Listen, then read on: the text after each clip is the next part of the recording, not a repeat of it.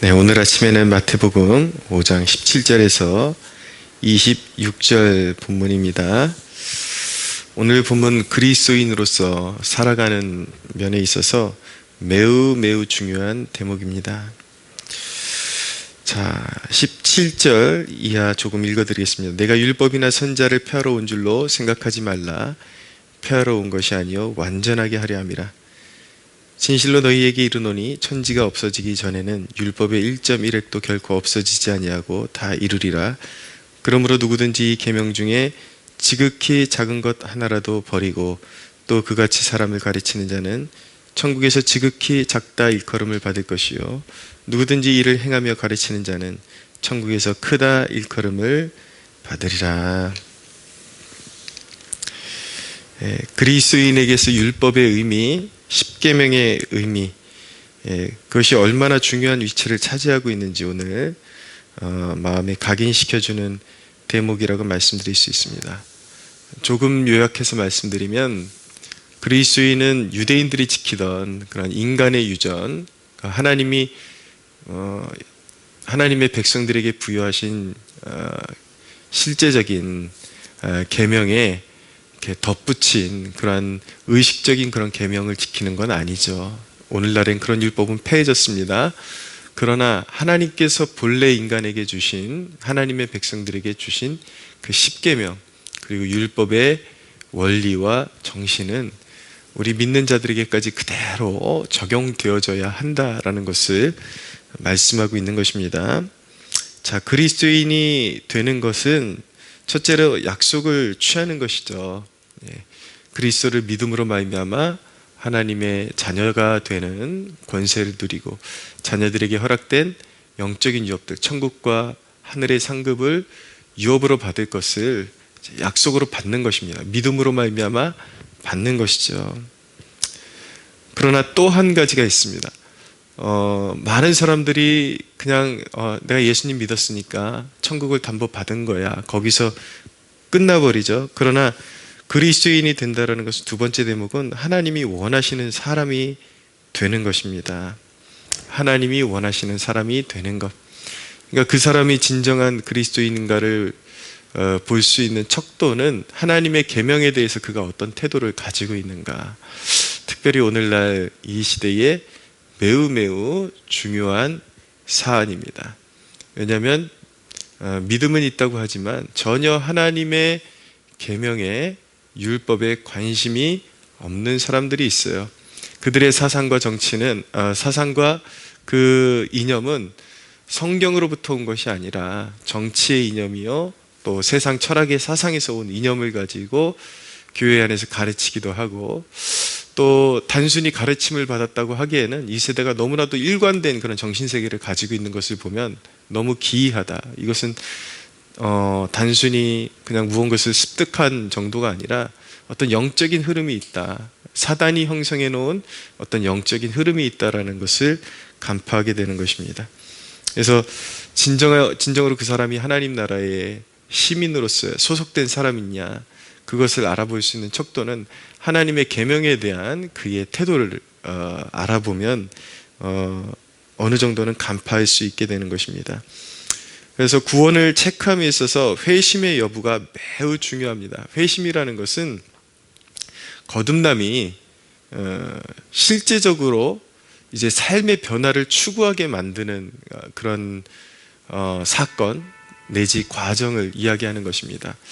그동안은 믿는다 했지만 이 사람이 어디에 속한 사람인지 잘 모를 정도로 방황이 심했는데 이제 회심을 경험하게 되면은 하나님의 뜻대로 살고자 하는 그런 확고한 의지를 가지고 삶의 그런 방향을 확 이제 선회하게 되죠. 그래서 이제 회심이 이루어지게 되면 그때부터는 그의 삶 가운데 누가 강요하지 않아도 스스로가 내가 어떻게 하면 하나님을 기쁘시게 할 수 있을까 늘 고민하게 되고 그런 하나님의 뜻과 계명에 따라서 이제 살아갈 수밖에 없게 되는 것입니다. 오늘 본문 중에 20절이 매우 중요한 의미를 가지고 있는데 내가 너희에게 이르노니 너희 의가 서기관과 바리새인보다 더 낫지 못하면 결코 천국에 들어가지 못하리라. 너희 의가 서기관과 바리새인 유대의 종교 지도자들보다 더 훨씬 월등하지 않으면 천국에 들어갈 수 없대요. 예. 어떻게 그들은 율법 조항 하나하나를 이렇게 지키던 사람이었거든요. 그 자신들의 조상들의 유전, 전통 이런 것들을 지키던 사람이었는데 어떻게 그들보다 더 나은 의를 가질 수 있을까? 이 말씀의 첫 번째 의미는 말 그대로 사람의 의보다 뛰어난 의가 아니면 천국에 들어갈 수 없는 것입니다. 내가 그리스도 앞에서 완전한 죄인임을 인정하고 나에겐 자격 없음을 인정하고 그리스도의 십자가의 공로로 입혀지는 하나님의 의, 그리스도의 의, 예수 그리스도는 하나님의 공의라는 그런 말씀이 있잖아요. 하나님의 의를 힘입어서 그리스도의 십자가의 공로를 통해서 우리에게 주어지는 하나님의 의를 내가 예수 그리스도를 믿음으로 말미암아 입을 때에만, 그 의를 입을 때에만 천국에 들어갈 수 있는 백성이 되는 것입니다. 근데 이제 많은 경우에 그 부분에서만 끝나는 거예요. 그래서 이제 어떻게 되는 것이냐, 우리의 순수한 의로는 하나님 나라에 들어갈 수 없고 천국 시민이 될 수 없지만 그리스도의 의를 입은 사람은 이제 자신의 자격으로 구원받는 것은 완전히 하나님 앞에 내려놓은 것이지만 이제 그 우리를 위해서 희생하신 그리스도의 그 보혈의 공로에 합당하게 이제 하나님이 기뻐하시는 하나님의 의를 추구하는 그런 삶을 또한 살아가야만 하는 것입니다. 자, 이것이 이제 그 너희 의가 서기관과 바리새인보다 더 낫지 못하면 결코 천국에 들어가지 못하리라. 바리새인과 서기관보다 더 나은 의를 추구하는 것이 우리의 삶의 열망이요 그리고 추구가 되어야 하는 것입니다. 무슨 말씀이냐면 바리새인들은 의식에만 머물러 있습니다. 뭐 음식 먹기 전에 손 씻고 깨끗이 씻고 뭐 이제 제사 드릴 때 어떤 의식적인 것들, 그런 것들을 이제 갖추고 하나님 앞에 뭐 드려야 될 예물 같은 거 드리고, 이런 선안에서만, 성전 안에서만, 그리고 그 행위 안에서만 정결함을 추구하려는 그러한 이제 태도가 있었던 것이죠. 그러나 하나님이 그리스도인에게 요구하시는 것은 단순히 의식의 그런 어떤 의식적인 면에 있어서만 완전함을 기하는 그런 태도가 아니라 마음, 순수한 마음과 동기, 그리고 어떤 계명에 있어서 그 문자를 뛰어넘는 이웃을 향한 배려, 이런 것을 요구하고 계신 것입니다. 자, 그 정확한 예가 21절 이하에 나타나고 있는데 한번 들어보십시오. 옛사람에게 말한 바 살인하지 말라, 누구든지 살인하면 심판을 받게 되리라 하였다는 것을 너희가 들었으나 나는 너희에게 이르노니 형제에게 노하는 자마다 심판을 받게 되고 형제를 대하여 라가라 하는 자는 공회에 잡혀가게 되고 미련한 놈이라 하는 자는 지옥불에 들어가게 되리라.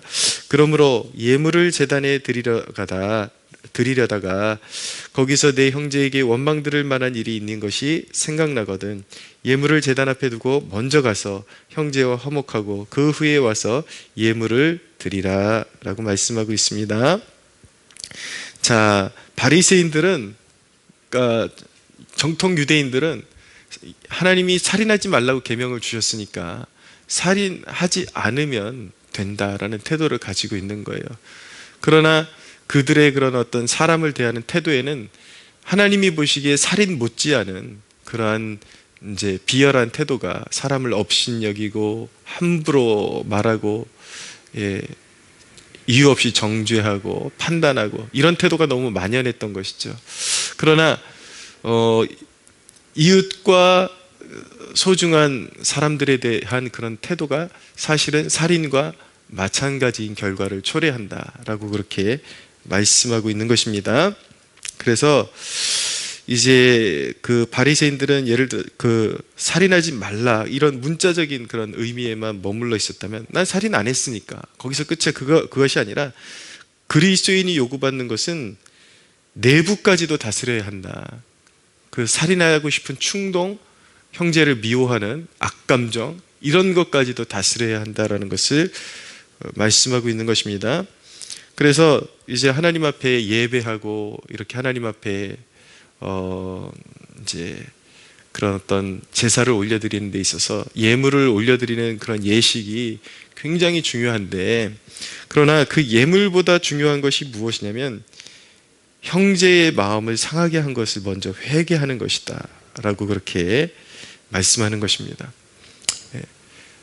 예물을 드리려다가 그것이 하나님 앞에 기쁨으로 연락되는 예물이 되려면 그것을 드릴 때에 혹여나 내 마음에 걸리는, 내가 누군가를 너무나도 업신여기거나 마음에 의도적으로 상처를 준 그런 일들이 생각나거든 먼저 그 예물을 드리지 말고 일단 내려놓고 가서 형제와 화해하고 온전한 회개를 이루고 와서 예물을 드릴 때에만이 하나님께서 그것을 기쁘게 받아주신다라는 것입니다.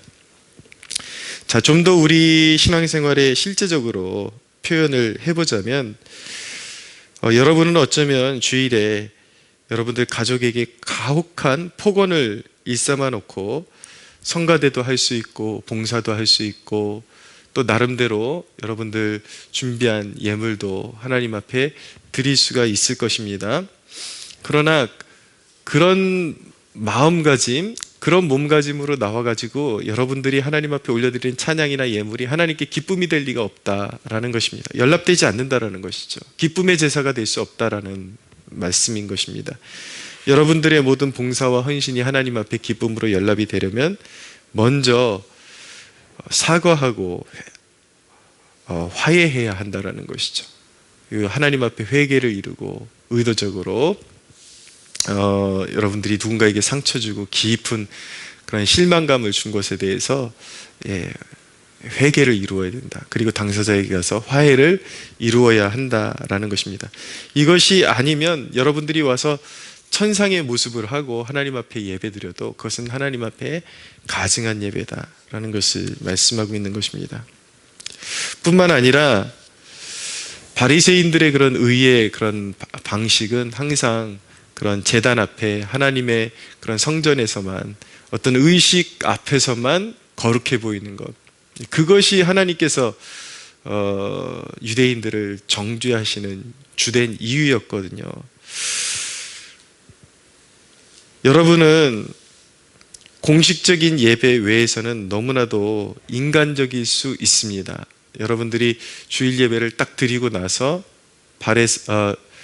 이 예배당에서 발을 떼고 나가는 순간부터는 만나는 사람이나 또 그 사람과의 대화의 내용이나 여러분들이 추구하는 삶의 패턴이나 이런 것들이 매우 인간적일 수 있습니다.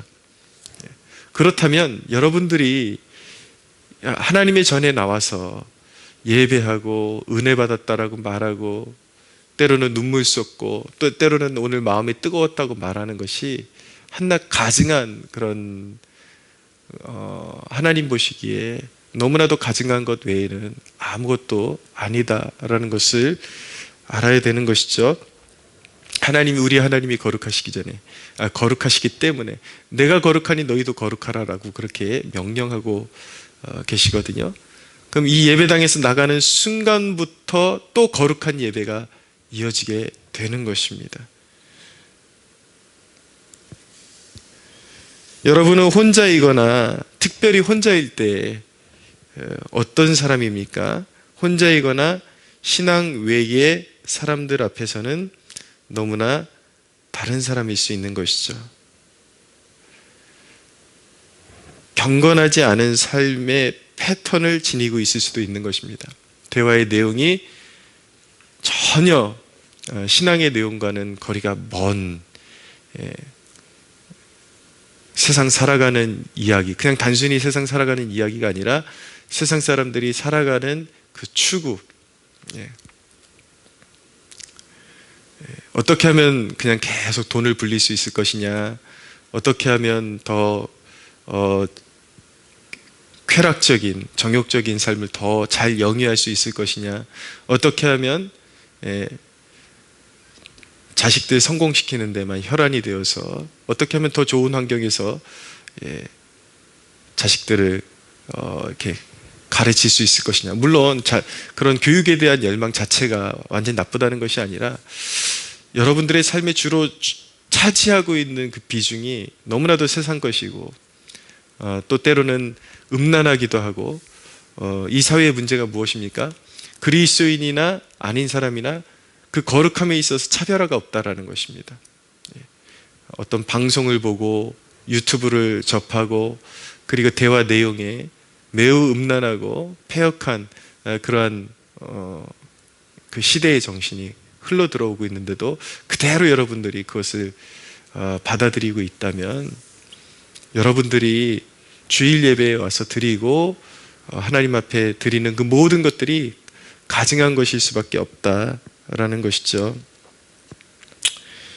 여러분, 우리의 의의가 우리가 스스로 하나님 앞에 선한 일을 하는 것이 하나님 앞에 우리의 구원을 위한 공로가 될 수는 없습니다. 철저히 예수님의 보혈의 공로로 구원받는 것이지만, 그 보혈의 공로를 입은 자는 철저하게 또한 하나님이 기뻐하시는 뜻, 다른 말로 하나님의 의를 추구하며 살아가야 하는 것입니다. 여러분, 이렇게 표현해 보고 싶습니다. 오늘 말씀을 한마디로 요약을 하자면 이런 것입니다. 당신으로 하여금 어디서나 그리스도인이 되게 하라. 어디에서나 그리스도인이 되게 하라. 예배당 안에서만 그리스도인이 되어야 하는 것이 아니라 어디에서나 누구를 만나든지 하나님의 율법의 가치관, 그 십계명의 가치관, 하나님께서 우리에게 주신 말씀의 가치관, 이런 것들이 실천되어야 한다라는 것입니다. 가증한 것들을 멀리하고 음란하고 더러운 것들, 술 취함과 방탕함, 이런 것들 다 멀리하고 거룩한 삶을 추구하고 의를 추구하고 항상 배려하고 선을 이루는 이러한 삶이 우리의 모든 삶 가운데 이루어져야 한다라는 것입니다. 우리는 이러한 삶을 성령의 도움을 통해서 넉넉히 이루어갈 수 있습니다.